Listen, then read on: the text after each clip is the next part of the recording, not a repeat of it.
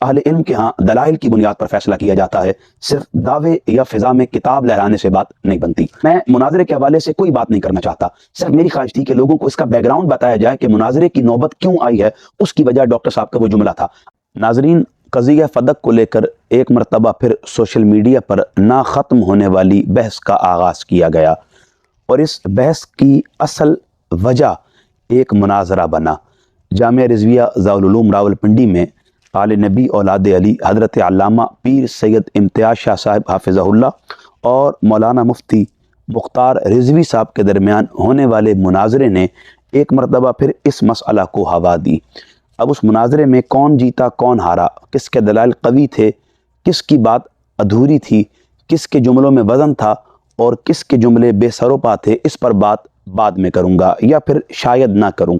چونکہ اہل علم کے ہاں دلائل کی بنیاد پر فیصلہ کیا جاتا ہے، صرف دعوے یا فضا میں کتاب لہرانے سے بات نہیں بنتی۔ گزارش یہ ہے، کچھ عرصہ قبل ڈاکٹر اشرف آصف جلالی صاحب نے مسئلہ فدق کو بیان کرتے ہوئے سیدہ کائنات کی جانب لفظ خطا کی نسبت کرتے ہوئے ایک جملہ کہا، جب مانگ رہی تھیں خطا پر تھیں۔ جب مانگ رہی تھیں خطا پر تھیں۔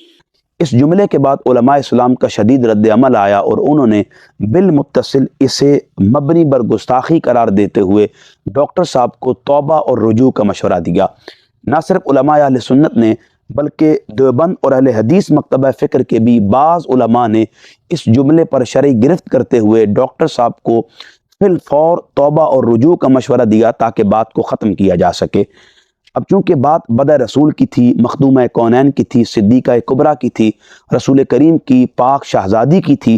ہونا یہ چاہیے تھا کہ ڈاکٹر صاحب اپنے جملے کو مؤخر کر دیتے اور سیدہ کائنات کی عزت و تکریم کو مقدم کرتے ہوئے اپنی بات سے توبہ اور رجوع کر لیتے، تاکہ اہل سنت مزید تقسیم ہونے سے بچ جاتی اور بات ختم ہو جاتی۔ لیکن ایسا نہیں ہوا۔ ڈاکٹر صاحب نے کتابیں فضا میں لہرانا شروع کر دی، حتیٰ کہ سیمینار در سیمینار منعقد کیے، اور اس قدر سیمینار منعقد کیے گئے کہ پہلے اس مسئلہ پر گفتگو کرتے ہوئے ڈاکٹر صاحب نے اسے خطا اجتہادی ثابت کرتے ہوئے اپنی مراد کو بیان کیا۔ ڈاکٹر صاحب نے جس جگہ پہ لفظ بولے ہیں اس میں خطا اجتہادی کا ذکر نہیں ہے، وہاں خطا معصیت کا ذکر ہے۔ اس پر بھی علماء کا رد عمل آیا کہ فدق کے مسئلہ پر سیدہ کائنات کی جانب خطا اجتہادی کی نسبت کرنا بھی درست نہیں ہے، چونکہ آپ فدق کے معاملہ پر حق پر ہیں۔